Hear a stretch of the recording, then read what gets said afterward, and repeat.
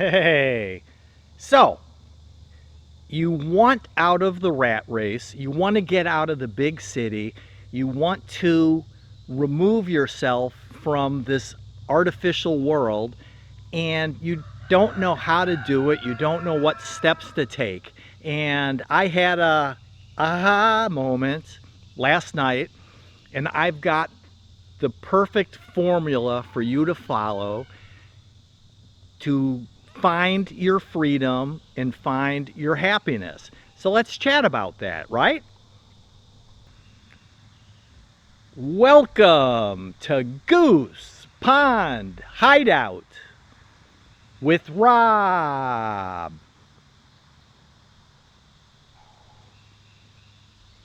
Hey, yep, so I'm Rob. And again, last night while I was watching television, I had an aha moment. And like right now today, it's about 99 degrees here, and the heat and the humidity is I think the dew point's like 76 or 77. So it's just I'm like dripping wet, and I can't do much outside, these past few days.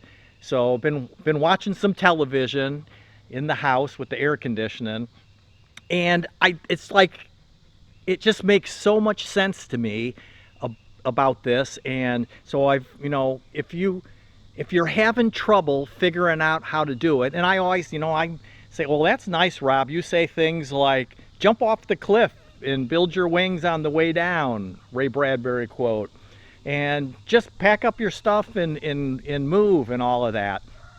And people are always saying, well, that's a nice thought, Rob, but how do I really do it? How can I improve my life? How can I find my freedom and my happiness? What is the recipe, the formula to do that? And it really clicked for me last night while I was watching TV. So please hang on and bear with me here, because it might seem like I'm being a little bit silly about it, but I'm dead serious, gosh darn serious about doing this, and it'll work for you. I know it's going to work. And so last night I was, watching television, watching a movie, and it's kind of funny for me to be watching things like the Hallmark channel, right? And because it's Christmas in July, they're showing all their Christmas movies. And that's kind of how the Hallmark thing started out, was, the Christmas shows for Christmas time. And then they started the Christmas in July, where they show them in the middle of the 99-degree hot summer. And they've expanded into other holidays and other, storylines, but it's the same thing. And they have like 5 or 6 scripts, and they all sort of follow the same thing, and they just fine tune it, to make a different show. And I mean, if you've watched the Hallmark Channel, the Christmas movies at all, you know what I'm talking about. And it's like a perfect recipe, a perfect formula for you to improve your life. And, I mean, you think about it, is the classic Christmassy Hallmark movie is they've got the leading character. I guess professionally that you call it the protagonist or whatever, but you've got the main character in the movie. Typically it's a woman, but in a lot of them it's a man. So a woman or a man, but they're usually, it's a woman. And she's in a big city in this high-powered career, New York City, Chicago, LA, London, whatever. And she has this big decision to make. She's vying for a promotion in her high-powered job, or she's trying to get partnership in the company, or some other version of that storyline. And then one other alternative that they use frequently is the person's losing their job. And that's what happened to me in my life. Is I had a corporate job 100 years ago, back when the dinosaurs roamed the earth, and the company sold from the Chicago area to a company out in California, and I lost my job. So I could be a Hallmark movie character, right? Big corporate, high-powered job, and you lose it.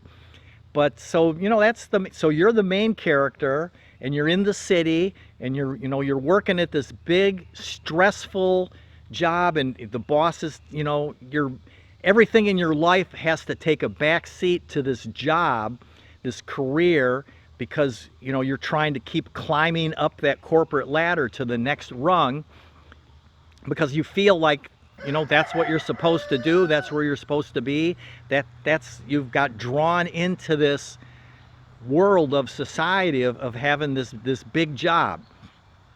And then, something happens, and it could be a sick family member, or the family business back home is in trouble, a bakery, a bookstore, something. And for whatever reason, you've got to travel, back to your hometown. And then maybe your boyfriend's just dumped you in the city. Your job, you've got to do this story or whatever, and you're trying to figure out what to do. And now you've got to travel back home to a small town. It's almost always some little small rinky-dinky country town that you've done everything you could to get out of there to the city, and now it's 15 years later, whatever, and you're drawn back to this small town, which is what you're trying to do. You're trying to get out of the city and get back to the small town. So the person's in the small town, and they're helping their family, helping with the bakery, helping with the bookstore, helping with the toy drive, whatever it is. And of course, if it's a Christmas movie, you've got that Christmas theme in there, helping with the choir at the church, whatever it is. And then you run into an old boyfriend or girlfriend, and you kind of are rekindling that romance, right? And that's the storyline. And that's what I'm thinking for you is, they just make that move back to the small town. And you're maybe from the city, maybe you don't have relatives in a small town, somebody, a college friend, somebody that you can rely on, to help you out. But because that's the big part, is having the courage, the jumping off the cliff, to just exit out of the big city to the small town to help somebody out. And then you realize during the course of the movie, the 2 hours, that city life thing was artificial and fake, and it wasn't really making you happy, and it was super stressful. And in the small town, everybody knows everybody, everybody respects everybody, you have a cup of coffee with the business across the street, and everybody's friendly, and everybody waves and says hi, how you doing? They know your name, they know about your family, they know what's going on. And sometimes that's not such a good thing. A little bit of privacy, right? But you get the gist of it, that they're being friendly and courteous and kind, and and you're able to help your nieces and nephews with the school project, where when you're in the city, you're so sucked in and busy with your life, you have no time to do anything like that, right? Isn't that it? I mean, is this kind of making sense to you? Drop me a comment, let me know. But I really think that this Hallmark movie script is an excellent formula for you to be getting out of the city. So maybe this afternoon, tonight, tomorrow, whatever, the weekend, watch a couple Hallmark movies on the Hallmark channel with, the July Christmas or whatever, if it's August or September when you're seeing this video. But I want you to, really be thinking about that, because that really is the gist of it. And then you end up realizing that you're happier in the small town. You like the freedoms that you have to do what you want to do when you want to do it, and not having somebody control, calling you up on the phone and saying, gee, I'm sorry, I know you had plans Friday night, you had a, a date with your city boyfriend, but now you've got to come into work and do all this, and you say, screw that, I'm not doing that. And you're more in control.